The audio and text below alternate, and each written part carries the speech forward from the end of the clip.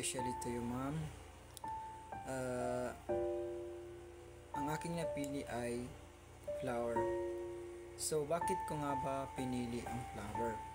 So, pinili ko yung flower because ito ay sumisimbolo sa aking buhay. Ibig sabihin, ang bulaklak ay ito yung nagpapakita ng muling pagbangon o muling pagtubo ng isang halaman. Kumbaga sa aking buhay, i-relate natin sa aking buhay. Halimbawa na lamang, ang bulaklak na ito ay nalalagas ang kanyang mga dahon.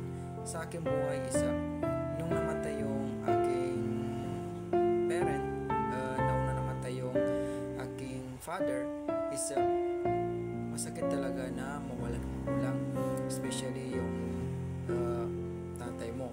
So, inalimbawa ko ang bulaklak na ito ng pagkalagas ng dahon, dahil nga nung namatay yung tatay ko parang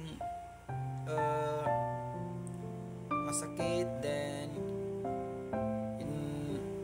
hindi ko masyado ma-explain, pero parang ini-relate ko lang dito sa flower na to, na tuwing nalalagas unti-unti itong nawawala ng gana at unti-unti itong nanghihina. So, pagka 2016, sumunod naman yung aking mother. So, sobrang sakit yung kasi nga ang dalawang parents na yung nawala sa iyo. Then sa akin ang simbolo ng bulaklak na ito unti-unti siyang nalalagas at nawawala ng gana.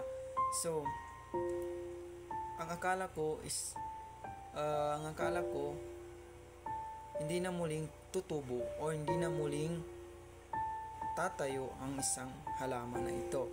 Pero nung nalaman ko na ito ay isang kadar ng Allah subhanahu wa ta'ala na dapat nating paniwalaan, dahil nga lahat ng bagay sa mundo ay tinadhana ng Allah. Lahat na nangyayari sa atin at sa inaharap, hindi pa nangyari, ay kadar ng Allah subhanahu wa ta'ala. Kaya doon lumakas yung aking loob na paniwalaan yung kadar, dahil nga ito ay parte ng ating iman.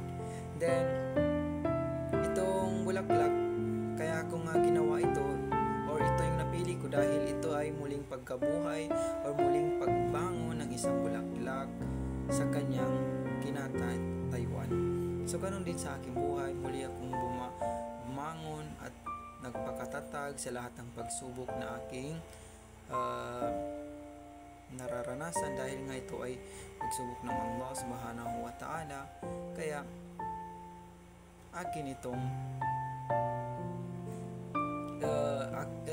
binibigay ko na lang ang tiwala ko sa Allah subhanahu wa ta'ala. So, mahaba rin yung kwento ko, pero hindi ko pwedeng sabihin kasi nga